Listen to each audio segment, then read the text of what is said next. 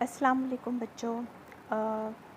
इसके पहले के लेक्चर में हम लोगों ने फ़र्स्ट लेसन यूरोप में निशात सानिया और साइंस की तरक्की, इस सबक में पहला पॉइंट पढ़ चुके हैं, यूरोपीय सलेबी जंगें और उसके दुर्रस नताइज। अब हमको इस लेक्चर में दूसरा पॉइंट पढ़ना है इसी सबक का, यूरोप में निशात सानिया और साइंस की तरक्की। इस सबक में दूसरा पॉइंट पढ़ना है यूरोप में निशात सानिया का दौरानिया, जिसे इंग्लिश में हम कहते हैं रिनाइसेंस पीरियड इन यूरोप।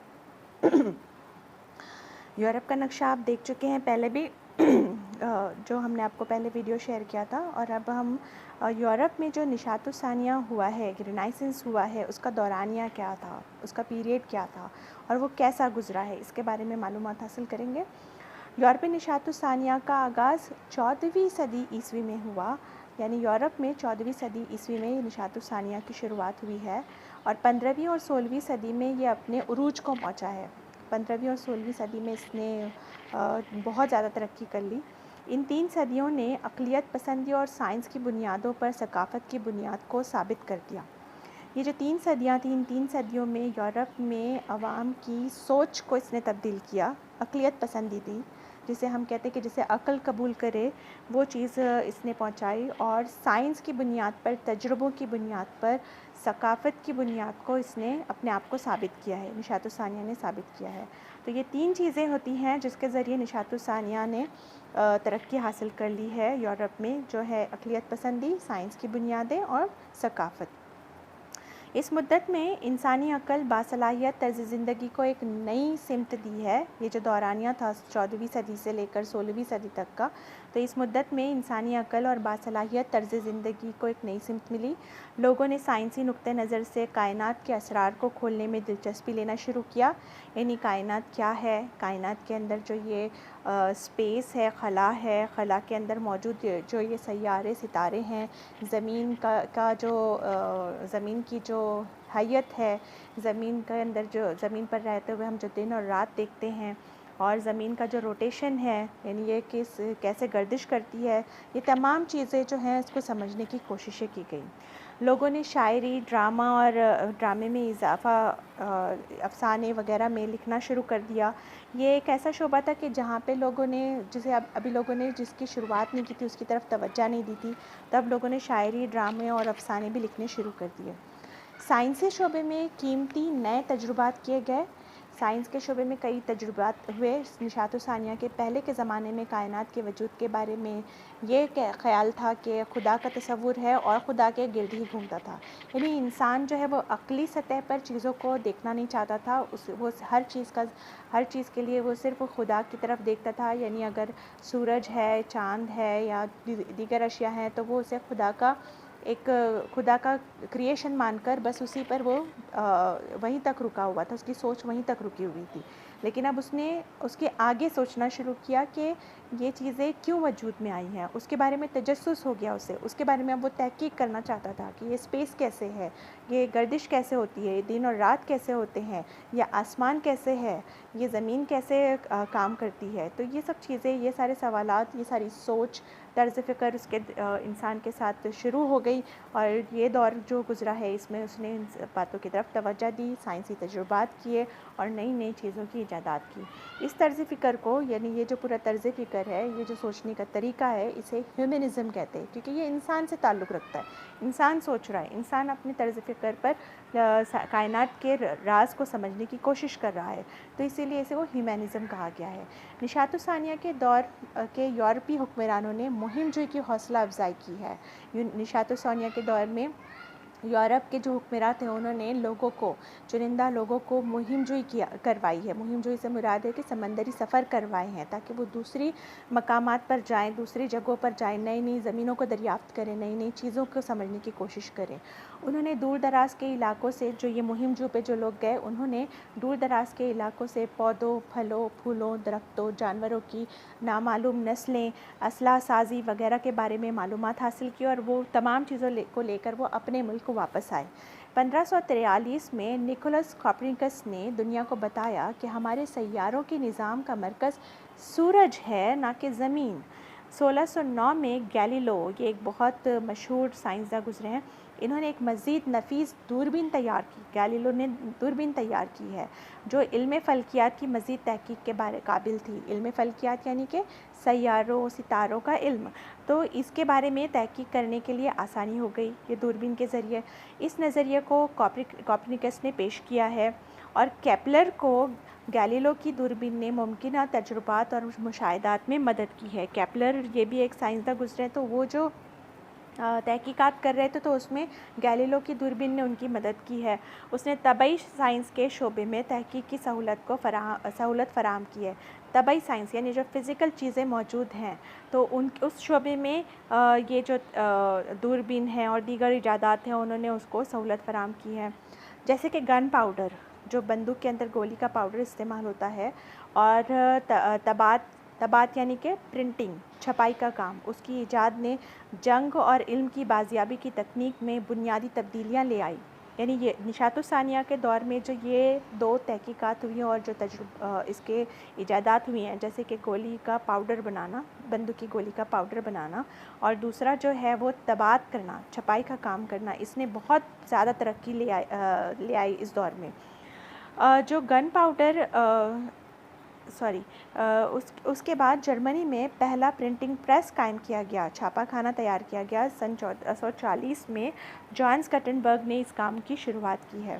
اس کی بھی ایک بہت ہی خوبصورت سی اور عمدہ تاریخ ہے۔ لوگ کاغذ کی ایجاد سے قبل، کاغذ کی دریافت سے قبل لوگ جو ہیں وہ مختلف اشیاء پر اپنی تحریر کو لکھا کرتے تھے، جیسے کہ پتھر ہو گئے یا دھاتی پترے ہو گئے یا پتوں پر لکھا جاتا تھا، چمڑوں پر لکھا جاتا تھا۔ لیکن چین نے کاغذ کی ایجاد کی۔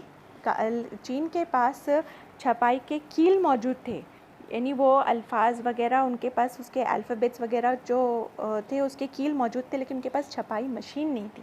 اس کا استعمال کیسے کرے وہ یہ چیز نہیں جانتے تھے۔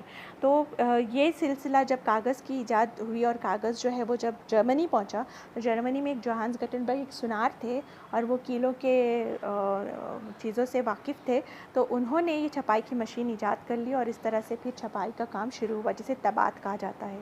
اٹلی میں پہلے چھاپا خانے کا آغاز ہوا 1451 میں۔ طباعت جو ہے، چھاپا خانہ چھپائی کی ایجاد نشاط الثانیہ کے دور کا ایک بہترین تحفہ ہے۔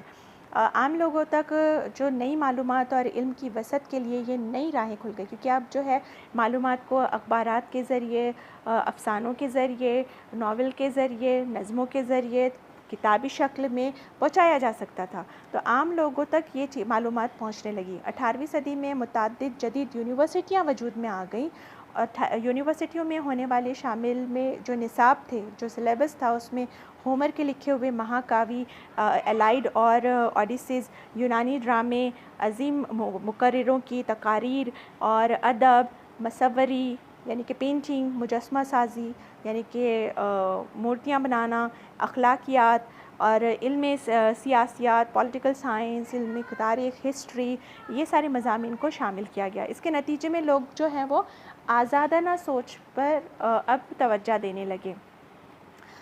اوپر ہم لوگوں نے پڑھا ہے کہ گیلیلو جو ہیں انہوں نے دوربین ایجاد کی تھی، اور جس کی وجہ سے ایک نئی ترقی کا ایک نیا باب کھل گیا تھا۔ تو یہ گیلیلو کون تھے، ان کے بارے میں ہم یہاں پر تھوڑی سی معلومات حاصل کر لیں گے۔ گیلیلو کی پیدائش ہوئی تھی 1564 میں، اور ان کا انتقال ہوا تھا 1642 میں۔ گیلیلو نے تجرباتی مشاہدے کا عقلی طریقہ قائم کیا تھا، یعنی تجربہ جو ہوتا ہے اس کو ہم عقل کی بنیاد پر مشاہدہ کرتے ہیں، اور ان کی بنیاد پر ایک تھیوری انہوں نے تیار کی تھی۔ لہٰذا گیلیلو تجرباتی سائنس کے باپ کے طور پر بھی مانے جاتے ہیں۔ انہوں نے یہ ثابت کیا تھا کہ مختلف وزن کی اشیاء کی رفتار برابر ہے، یعنی اگر کوئی وزنی شے ہیں، الگ الگ وزن کی شے ہیں، لیکن اونچائی سے اگر ہم اسے نیچے کی جانب پھینکیں تو وہ ایک ہی رفتار سے نیچے آئیں گی۔ اس کے لیے اٹلی کے پیزا ٹاور کے اونچائی پر انہوں نے اس کا باقاعدہ کامیاب تجربہ کیا۔ اسی طرح ایرسٹوٹل جو ایک بہت بڑے مفکر گزرے ہیں، ان کا جو نظریہ تھا کہ بھاری وزن کی چیزیں ہلکی وزن کی چیزوں سے تیزی سے نیچے گریں گی، تو وہ انہوں نے غلط ثابت کر دیا۔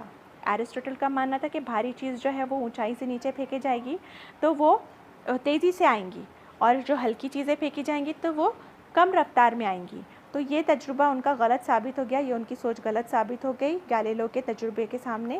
گیلیلو کی ترمیم شدہ دوربین سے وہ انقلاب کو متحرک کر سکتے تھے۔ گیلیلو کی دوربین کی وجہ سے پورے جو یورپ میں ایک نشاط الثانیہ آیا ہوا تھا، انقلاب آیا تھا، اسے متحرک کر سکتے تھے، اسے اور تیز کر سکتے تھے۔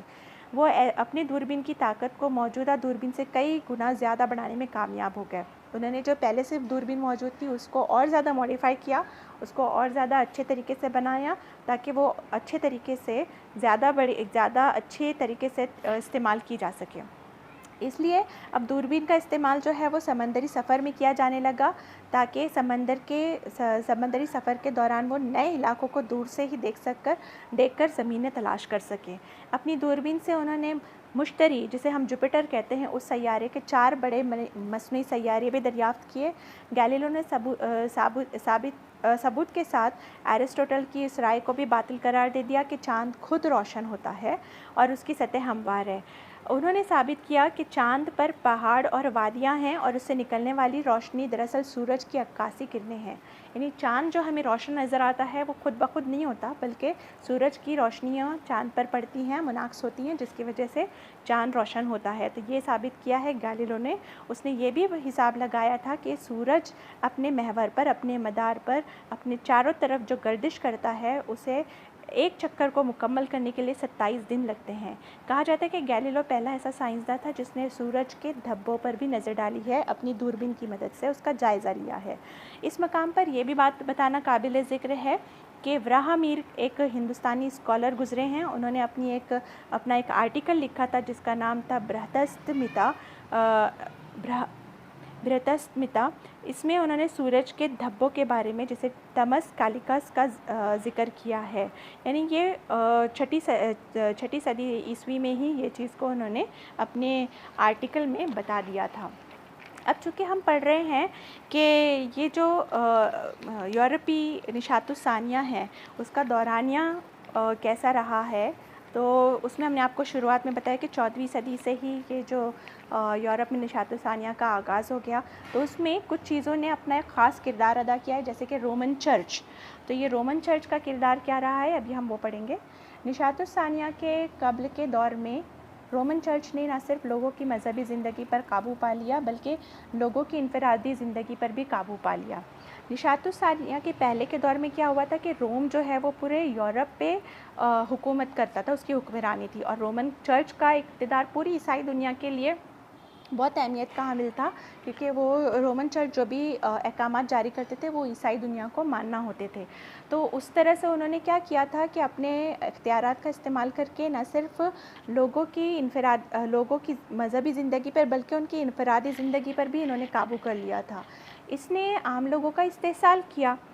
چرچ میں جانے کے لیے، چرچ کیا ہے؟ عیسائیوں کی عبادت گاہ ہے، تو وہاں پر جانے کے لیے عوام کو فیس کی ادائیگی کرنی پڑتی تھی، اور اس طرح سے ان کا معاشی استحصال ہوا۔ ان سے عام لوگوں سے آزادانہ سوچ پر بھی پابندی عائد کر دی گئی تھی کہ وہ خود سے کوئی بھی چیز کے بارے میں نہیں سوچ سکتے، نہ فیصلے لے سکتے تھے۔ جو بھی شخص کیتھولک چرچ کے ذریعے روایتی تشریح سے مختلف بائبل کی ترجمانی کی ضرورت کرتا، اسے سزائے موت سنائی جاتی تھی۔ یعنی کہ کیتھولک چرچ جو تھے، رومن چرچ جو تھے، انہوں نے بائبل کے جو ترجمے بنائے تھے، اگر اس سے ہٹ کر کوئی شخص دوسرا اپنے طرف سے اپنی زبان میں یا اپنے طریقے سے اپنی سوچ کے مطابق ترجمہ کرنے کی کوشش کرتا تھا بائبل کا، تو اسے موت کی سزا دے دی جاتی تھی۔ نشاط الثانیہ کا انسانیت پسند فلسفہ کیتھولک چرچ کے خلاف مزاحمت کی بنیاد بنانے میں مددگار تھا۔ نشاط الثانیہ کس چیز پر کانسنٹریٹ کر رہا تھا؟ کہ انسانی آزادی پر اور انسانیت پر، اور یہ جو کیتھولک چرچ تھے ان کی تعلیمات سے مختلف تھا، تو اس لیے یہ نشاط الثانیہ جو ہے وہ اور زیادہ تیزی سے ترقی کر گیا۔ اب دوسری چیز جو نشاط الثانیہ کو ترقی دینے میں مددگار ثابت ہوئی وہ ہے جدید سائنس۔ تو ماڈرن سائنسدانوں نے حقیقت کی تلاش ان سائنسی طریقہ کار کا سختی سے استعمال کرتے ہوئے کیا تھا جو تجرباتی تجربے پر زور دیتا ہے۔ سائنسداں کیا کرتے ہیں؟ تجربے کرتے ہیں ایک خاص مقصد کو لے کر اور اسے ثابت کرتے ہیں جو عقل قبول کرتی ہے۔ تو اس کی جو یہ تجرباتی تجربے ہوئے ہیں اس کی مدد سے بھی نشاط الثانیہ میں کافی ترقی ہوئی۔ اسی نقطہ نظر نے سائنس کے جدید دور کی شروعات کی۔ جیسے علم ریاضی ہے، علم سائنس ہے، آرٹس یعنی فنون ہے، سیکھنے نشاط ثانیہ کے دوران اہمیت حاصل کر لی۔ مثال کے طور پر لیونارڈو ڈا ونسی کے کام، لیونارڈو ڈا ونسی یہ بہت مشہور اور کلاسیکل پینٹر گزرے ہیں۔ انہوں نے اپنے جیومیٹریکل ڈیزائن کا استعمال کر کے پیرس میں پیرامڈ بنایا ہے، جیسے مصر میں جو پیرامڈ موجود ہے ویسا پیرامڈ انہوں نے وہاں پہ بنایا۔ مونا لیزا کی پینٹنگ جو ہے وہ بھی دنیا بھر میں بہت مشہور ہے۔ تو یہ سب جدید سائنس کو ظاہر کرتا ہے۔ اس کے بعد آرٹس یعنی فنون، مختلف قسم کے فنون ہوتے ہیں، اس شعبے میں بھی نشاط ثانیہ میں کافی ترقی ہوئی ہے، اس کے بارے میں ہم دیکھیں گے۔ نشاط ثانیہ کے دوران سائنسی نقطۂ نظر نے علم فنون یعنی آرٹس کے میدان کو بھی متاثر کیا۔ اس عرصے میں کیمیا اپنی مخفی جڑوں سے الگ ہونا شروع ہوا اور بعد میں کیمیا کے سائنسی شعبے میں تبدیل ہو گیا۔ کیمیا جو ہے جسے ہم کیمسٹری کہتے ہیں، پہلے یہ دوسرے علوم سے جڑا ہوا تھا، جب نشاط ثانیہ کا دور آیا تو اسے یہ الگ ہو گیا اور باقاعدہ اب علم کیمیا ایک اپنے آپ میں ایک سبجیکٹ بن گیا، ایک مضمون بن گیا۔ اس میں علم کیمیا کی ترقی نے دھاتوں اور عناصر کے ذرائع کے علم کو بڑھا دیا۔ مصوری کے میدان میں ایک اہم تبدیلی آ گئی، مصوری پینٹنگ کے میدان میں ایک اہم تبدیلی آ گئی۔ آئل پینٹ بن گئے، بورڈ پینٹ بن گئے اور یہ استعمال ہونے لگے مصوری کے لیے۔ قدرت کے مشاہدے کے سائنسی طریقہ کار نے قدرتی مناظر کو لمحے کی تفصیلات میں پینٹ کرنا ممکن بنا دیا، یعنی قدرتی مناظر کو ایک پینٹنگ میں سمیٹ لیا جاتا تھا۔ اس طریقہ کار کے ساتھ انسانی جسم اور اس کے اندرونی اعضاء کی مفصل خاکہ تیار کیا جا سکتا تھا۔ تو جب یہ پینٹنگ کا عمل شروع ہوا تو اس نے ایک نئی سوچ کیا دے دی کہ ہم انسانی جسم اور انسان کے اندرونی جو اعضاء ہیں، ہڈیوں کے ڈھانچے ہیں، ان کا بھی خاکہ تیار کر سکتے ہیں۔ یہ عمل شروع ہوا۔ اس سلسلے میں لیونارڈو ڈا ونسی اور مائیکل اینجلو کا خاص کام بہت اہم ہے۔ تو بچوں یہاں پر ہم نے دیکھا کہ کیسے نشاط ثانیہ کا جو دورانیہ تھا اس میں کن کن شعبے میں ترقی ہوئی ہے۔ تو اسے آپ کو ہم نے PDF فائل میں لیسن آلریڈی دے چکے ہیں، کویشچن آنسرز ہم آپ کو آلریڈی دے چکے ہیں۔ آپ نے کیا کرنا ہے، آپ نے ان سب کا مطالعہ کرنا ہے بغور، اور یہ لیکچر کو بغور سننا ہے اور کویشچن آنسرز آپ نے سالو کرنے ہیں۔ اوکے۔